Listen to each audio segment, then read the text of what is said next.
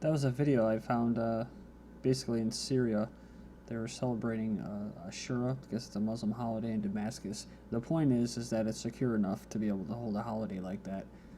Um, as far as that news goes, and something I didn't know, I guess it's a day of mourning, a mourning celebration, and the Sunnis, that's for Shiites, and the Sunnis, they celebrate it a different way, which is they celebrate the Israelites being freed from Egypt. So I thought that was kind of interesting. So Nasrallah of Hezbollah in Lebanon says we won't bargain existence of Syria for some ministry post. So he basically appeared for the second time, I guess, in the last year among crowds mourning Imam Hussein for the second day secession in southern Beirut, confronting every threat posed by enemies, whether Zionist enemy or the Takfiri militants. One of the things was adherence to resistance. He said, however, the resistance in Lebanon liberated the land, but the enemy still exists and is still threatening, spying, and preparing for wars. So he asked if Lebanese are required to empty the battlefield for this enemy. Some other things was that Palestine is still the central cause, and also not to be divided. As far as Syria, he says no bargain on our presence in Syria. As long as the reasons are present, we will stay there. The problem in Lebanon is that they always turn the actual problem into a reason, and anyone who puts Hezbollah's withdrawal from Syria as a precondition for forming a government is putting a hopeless condition, and he says they won't bargain on our presence in Lebanon and Syria. The axis of resistance. Now, this is from yesterday. Lebanon threatens retaliation after rocket fire from Syria. There was multiple spillover incidences from the Syrian war. The Lebanese president warned his nation is ready to reply to the sources of fire after multiple cross-border incidences from neighboring Syria targeting both Sunni and Shiite towns along the border. It started in early morning with a series of rocket strikes against Shiite towns. And finishing up on Lebanon here, it says a Syrian helicopter gunship also crossed the border into Lebanon for some attacks on nearby Sunni towns, which have been claimed to be staging areas for the rebel factions. This was after this rocket strike in these Shiite towns, and it says here that they have a strong Hezbollah presence, making them a target for Syrian rebels. Then Saudi Arabia funds this Takfiri distorted Islam in Syria. It says Saudi Arabia is fraudulent in terms of its using its money to pervert justice, to pervert Islam, to pervert social change, said Randy Short in a Friday interview. It's been sending its money to sponsor the Takfiri militants' deviant interpretation of Islam in Syria. It says it seems like they should use that money for the poor people in Saudi Arabia versus destroying Syria. And I think they already were, but he says it just shows that the Saudi ruling monarchy has made itself a criminal regime. So the kingdom has reportedly earmarked about $300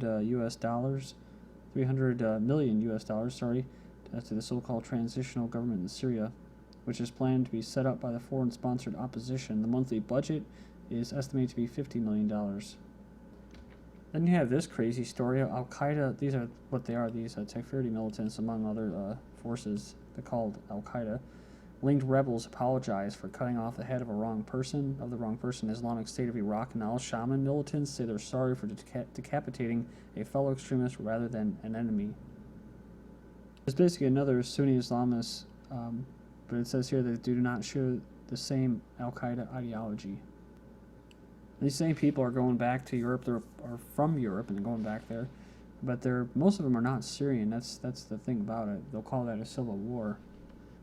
4 men aged between 22 and 35 have been arrested in Paris for allegedly belonging to a militant network sending fighters to Syria. It says about 440 people from France were either currently fighting in Syria's war or planning to go and fight, or had recently returned. And whatever this is, I'll get to it, about the chemical weapons, adopts a new Syrian chemical weapons plan after Albania refuses to host stockpile dismantling. We were covering that about how Albania, they were trying to dump it off on Lebanon, these nuclear waste from Syria, dismantling their sites, give it to Lebanon or Albania, and they both said no. Or actually, Norway, and now they're just trying to push it on Albania. They held protests recently too. But the Organization for Prohibition of Chemical Weapons, I think they just got a Peace Prize or something, adopted a new plan Friday night for the destruction of Syria's chemical weapons arsenal after Albania refused to host the dismantling of the stockpile. So they're trying to force it on them, ooh, you got the protection of NATO, It was made by the U.S., its NATO ally, the request. So they say it struck a blow to the U.S.-Russian deal to eliminate Assad's chemical arsenal, and the deadline was on Friday. 1,300 tons of Syria's sarin, mustard gas, and other agents. They say they want them destroyed by June 30th, 2014. Then John Kerry on Israel, he says that the U.S. is 100% with Israel. Well, at the same time, you have the White House saying that they're not for increasing sanctions on Iran. Like I said, it's for their own the Western Zionist financial interest. But some people in Israel might be freaking out because they're feeling isolated or left out.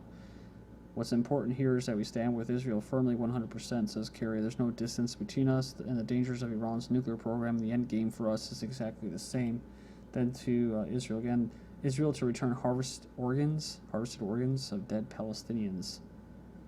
So the head of the Zionist entity's Forensic Institute admitted harvesting organs from martyred Palestinian bodies without the permission of their families occurred. We started to harvest corneas.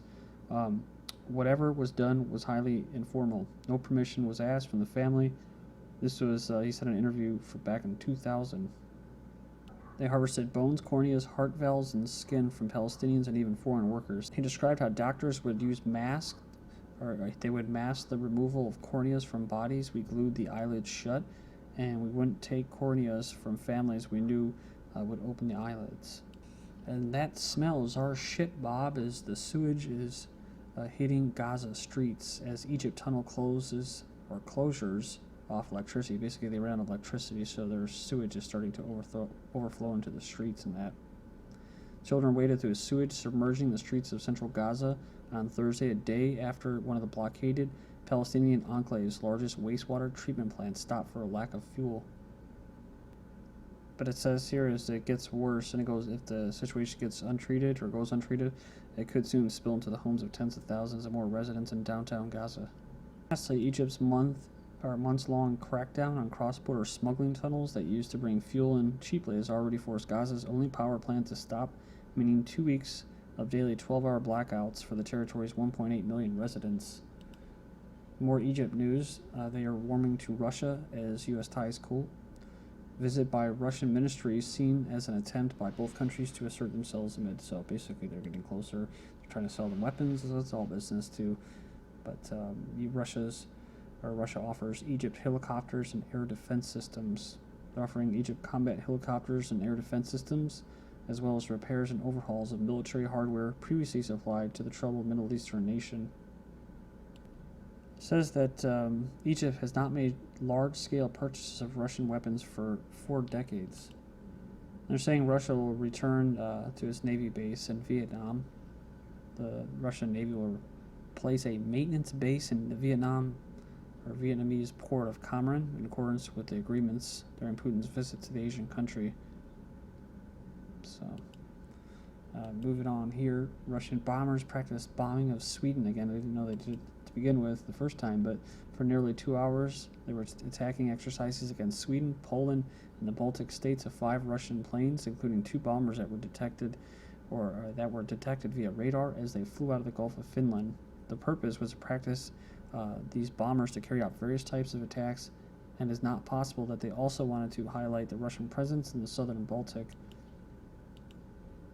Recently, they were having a row with the Ukraine over Gazprom and delivering gas and stuff like that, and Ukraine was saying that they had enough. And anyways, there's always an issue with them and Gazprom telling them that you're going to freeze in the winter, and we'll cut it off if they don't have enough, or that they don't want to deal with them or pay the prices. So I guess they sealed that deal.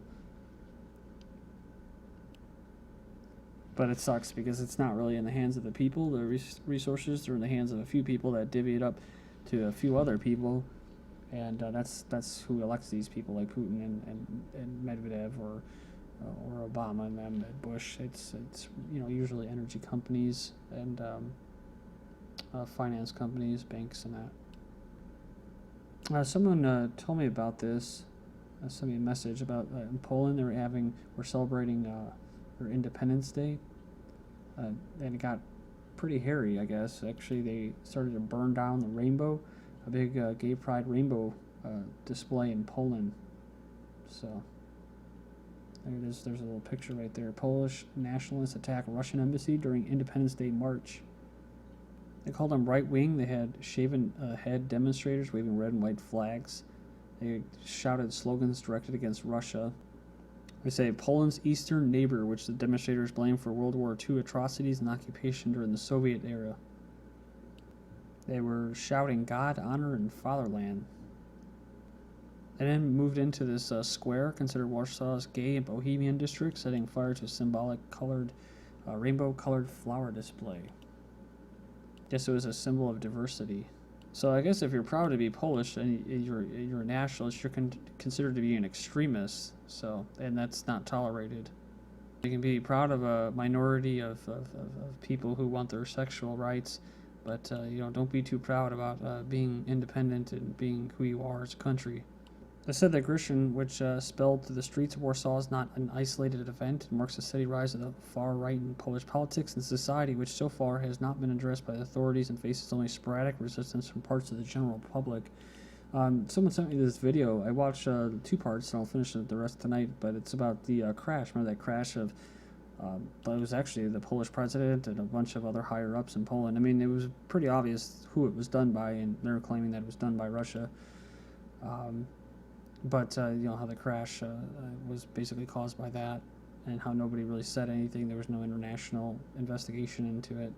And they actually showed a video of shots being fired around the plane, and people were being just executed like something out of a movie or a show. While I'm kind of on the subject of the far right, in that you have this UN wraps racist slurs against French minister. So the UN human rights body condemned a series of racist attacks against France's black justice minister, calling the abuse a strong manifestation of the rising racism in many parts of Europe.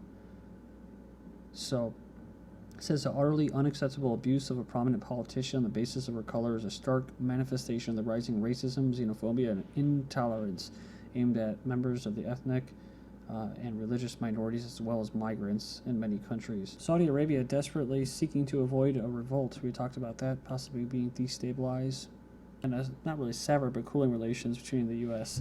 and Saudi Arabia, as the U.S. is pumping out record oil, almost the most in the world. So they embarked on a violent crackdown on foreign workers in the kingdom in a desperate attempt to avert social revolt due to its ailing economy. They said the problem for the kingdom is that they've relied on for decades, cheap foreign labor. Sounds familiar. I think that's pretty much the standard for the economy for labor, except in China where they can do it internally until they start demanding higher wages, and they'll just be replaced with robots and they'll go fully automated, unless Americans are willing to do what? Work for less than what the Chinese were, or work harder or be more efficient than robots. I just don't see that happen. So you're going to have an excess of people in the labor force, a lot of excess. And so hopefully the eugenics and the culling, whatever, will basically take place or be done by 2050 for them. I mean, I'm not hoping that it happens. I'm just seeing that's what's going to happen. Ethiopian riot police disperse anti-Saudi protesters. The riot police used force to disperse hundreds of people protesting against targeted attacks on Ethiopian workers in Saudi Arabia. It comes after Ethiopians gathered outside the Saudi embassy in Addis Ababa, to demonstrate against Riyadh's crackdown on illegal immigrants. In Qatar, they approved compulsory military service for men between the ages of 18 to 35. So it's the first of its kind in Qatar, and it will be for 3 months. Workers abandoned oil and gas complex in western Libya. Remember in eastern Libya, I think they were taking control of oil fields and production. Actually, were trying to create their own army. Well, now it's in the west. Armed protesters, were demanding more political rights, i.e. they want to have a say in how their resources are going to be distributed. Clashes, and this is what we have, clashes between residents and militias leave 27 dead in Libya's capital from today. 27 people dead and 235 wounded. So it sounds like another place, right? Like Iraq, where today Iraqi pilgrims, 67 killed, 152 wounded. And a soldier who committed suicide said he was forced to commit war crimes and crimes against humanity in Iraq. France is saying they neutralized al-Qaeda in Mali, but it says here that French troops should hunt al-Qaeda beyond Mali borders. Well, that's not a surprise, right? Some police were wounded in Tunisia as they were carrying out raids against terrorist groups. A poor Tunisian man sets himself ablaze outside a government building in Tunisia. In the Sudan, they're saying that the polio vaccination campaign has been blocked by the government and the rebels. Well, the Gates Foundation is featuring abortion presentations in Ethiopia. This is GGN. Thank you.